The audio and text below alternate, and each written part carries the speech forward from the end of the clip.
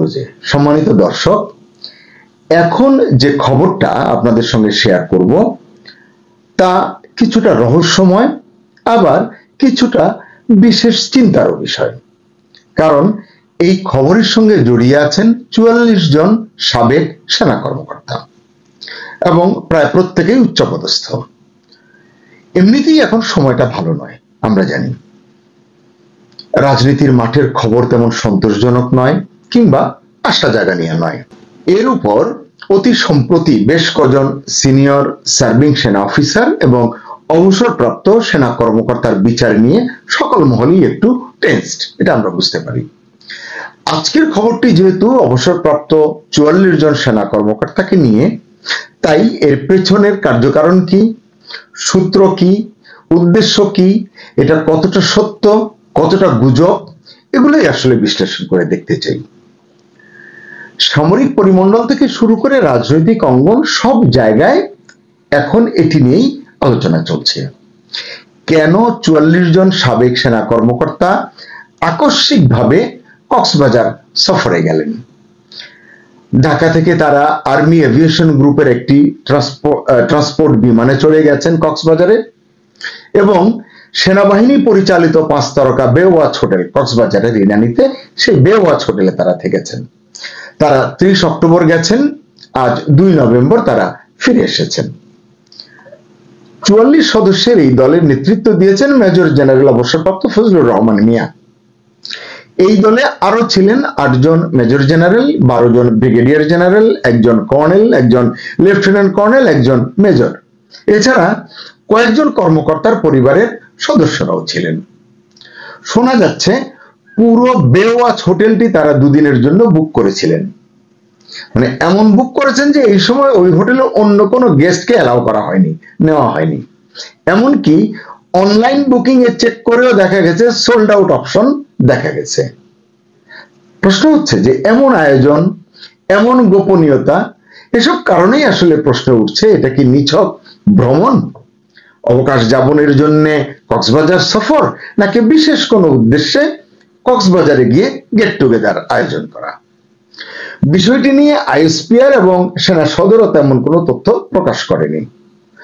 সফরটি সেনা সদরের সৌজন্যে হয়েছে এমনটা শোনা গেছে, সত্য মিথ্যা জানি না, কিন্তু আইএসপিআর বলছে তাদের কাছে এ বিষয়ে কোনো তথ্য নেই। এত বড় একটা আয়োজন, সবাই সেনা বিমানে চড়ে গেলেন, কক্সবাজারে সেনা হোটেলে থাকলেন, অথচ আইএসপিআর জানে না, এটা অনেকের কাছেই বিশ্বাসযোগ্য মনে হচ্ছে না। আরেকটি বিষয়, এই ভ্রমণে বা গেট টুগেদার যাই বলুন না কেন, অংশগ্রহণকারীদের প্রোফাইল নিয়েও কিন্তু কথা উঠেছে, প্রশ্ন উঠেছে।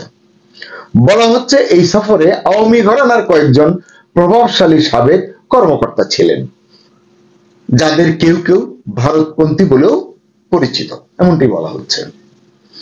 এটিকেই আবার মূল ইস্যু করতে চাচ্ছে আরেকটি গ্রুপ। এই জন্যই মনে হচ্ছে এর পেছনে কিছুটা গুজবের মিশেলও থাকতে পারে।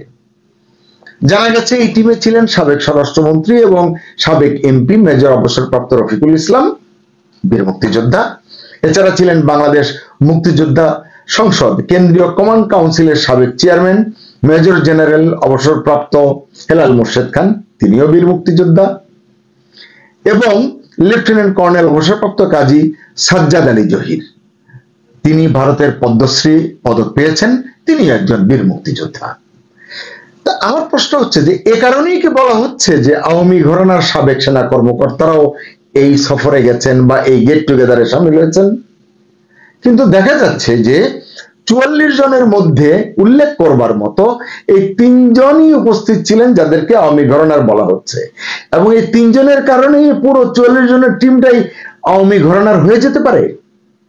আমরা কেন ভাবতে পারি না যে কক্সবাজারে যে সব প্রবীণ সেনা কর্মকর্তা গেছেন তারা সবাই কিন্তু একই ফ্রেটার্নিটির লোক, একই জগতের লোক। এটাই তো তাদের সবচেয়ে বড় পরিচয় যে তারা সেনা পরিবারের সদস্য এবং সবাই অবসরপ্রাপ্ত। তবু তাদের উপস্থিতি নিয়ে কেউ কেউ বেশি আগ্রহী হয়ে আলোচনা করছেন। যারা আলোচনা করছেন তারা হলেন, মানে আমার মনে হয়, বিপরীত ঘরানার লোক, এবং সংখ্যায় মনে হচ্ছে তারাই বেশি। এই ট্যুর ঘিরে আলোচনা হচ্ছে এটা কি অবসরপ্রাপ্তদের অর্থাৎ প্রবীণ সেনা কর্মকর্তাদের নিছক ভ্রমণ কর্মসূচি ছিল, নাকি কোনো রাজনৈতিক বা কৌশলগত উদ্দেশ্য লুকিয়ে আছে এর পেছনে? জানা গেছে এই সফরে সেনা কর্মকর্তারা গেট টুগেদার পার্টি করেছেন, বিচে ঘুরেছেন, কক্সবাজারের দর্শনীয় এলাকাগুলো ভ্রমণ করেছেন, প্রবীণদের প্রতি শ্রদ্ধা জানানোর জন্য একটি অনুষ্ঠানের আয়োজন করেছেন। তবু কেউ কেউ এটাকে সরলভাবে দেখতে নারাজ। কক্সবাজার থেকে একাধিক সূত্র বলেছে এই ভ্রমণে অংশ নেওয়া কয়েকজন সাবেক কর্মকর্তা সেনা এবং রাজনৈতিক মহলে আবারও সক্রিয় হতে চলেছেন। তারা ইউনূস সরকারের প্রতি সহানুভূতিশীল এবং নির্বাচনের আগের অস্থির পরিস্থিতিতে নিজেদের ভূমিকা সংগঠিতভাবে মূল্যায়ন করতে চান। তার মানে দেখাতে চান কাউকে যে আমরা সংঘবদ্ধ আছি। আবার অন্য সূত্র বলছে এই সংঘবদ্ধ দেখানোর পেছনে কিন্তু কোনো একটা উদ্দেশ্য লক্ষ্য থাকতে পারে। আবার অন্য সূত্র বলছে এটা আসলে একটা মনস্তাত্ত্বিক বার্তা। সেনাবাহিনীর একাংশ যেন বুঝতে পারে পুরনো প্রজন্ম অর্থাৎ প্রবীণরা এখনো সক্রিয়, তারা সবকিছু পর্যবেক্ষণ করছেন, প্রয়োজনে তারা সামনে আসবেন, প্রয়োজনে কথাও বলবেন। তবে এই বার্তাটা কাকে উদ্দেশ্য করে আমি বুঝতে পারিনি এবং এটা নিয়ে আসলে আলোচনা চলছে। এই খবরে একটা টুইস্টও আছে। কেউ কেউ প্রশ্ন করছেন সেনা প্রধান জেনারেল ওয়াকারুজ্জামান কি এই প্রোগ্রাম সম্পর্কে জানেন বা জানতেন? আমার ব্যক্তিগত ধারণা হলো সেনাপ্রধান অবশ্যই জানেন, কারণ সেনা বিমানে করে যাওয়া, সেনা হোটেলে থাকা বা এ সংক্রান্ত তথ্য সেনাপ্রধানের নলেজের বাইরে থাকার সুযোগ খুব একটা আছে বলে আমার মনে হয় না। একটি সূত্র আবার একথাও বলছে শুরুতে নাকি প্ল্যান ছিল সেনাপ্রধান জেনারেল ওয়াকারুজ্জামানও এই গেট টুগেদারে অংশ নেবেন, মানে তিনিও কক্সবাজারে যাবেন, কিন্তু শেষ পর্যন্ত তিনি যাননি। আমার কাছে এই তথ্যটি বিশ্বাসযোগ্য মনে হয়নি, কারণ অবসরপ্রাপ্তদের সফরে গিয়ে তিনি কি করবেন, সেখানে তার কি কাজ? এছাড়া দেশের এই মুহূর্তে যে পরিস্থিতি, বিশেষ করে রাজনীতিতে যে টালমাটাল পরিবেশ বিরাজ করছে, এমত অবস্থায় তার ব্যস্ততার সীমা পরিসীমা নেই। আপনারা জানেন তার সৌদি আরবে যাওয়ার কথা ছিল উমরা পালনের জন্য, সেটাও তিনি বাতিল করেছেন। হতে পারে এই যে সফরটা কক্সবাজারের, এই যে 44 জন সেনা কর্মকর্তা গেছেন অবসরপ্রাপ্ত, এটা সাদামাটা একটা ভ্রমণ, এটা হতেই পারে। সহকর্মী সেনা অফিসাররা একসঙ্গে কিছুটা সময় পাহাড় এবং সাগরের কাছে গিয়ে কাটাতে চাইতেই পারেন। আবার এর মাঝে এটাও থাকতে পারে যে বিশেষ কোনো রাজনৈতিক কর্মপরিকল্পনা সেখানে আছে।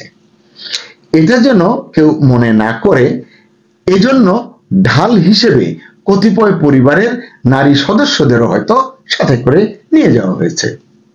তবে ঘটনা যাই হোক না কেন, 44 জন সাবেক সেনা কর্মকর্তার কক্সবাজার সফর নিছক অবকাশ যাপনের উদ্দেশ্যে ছিল কিনা সেটা এখনই বলা যাচ্ছে না। এর পেছনে গভীর কোনো বার্তা থাকলেও থাকতে পারে। দেশের রাজনীতি যখন অস্থির, জুলাই সনদ বাস্তবায়নের আদেশ জারি নিয়ে তর্ক যখন তুঙ্গে, গণভোট নিয়ে চলছে বাহাস, নির্বাচনের প্রস্তুতি নিয়ে আছে বিভাজন এবং নির্বাচনের আয়োজন নিয়ে সন্দেহ সংশয় তো আছেই, ঠিক তখনই 44 জন সাবেক সেনা কর্মকর্তার এমন কক্সবাজার ট্যুরকে রহস্যময় না বললেও হালকাভাবে দেখার সুযোগ নেই বলে মনে করছেন রাজনৈতিক বিশ্লেষকরা। সকলকে ধন্যবাদ। আল্লাহ হাফেজ।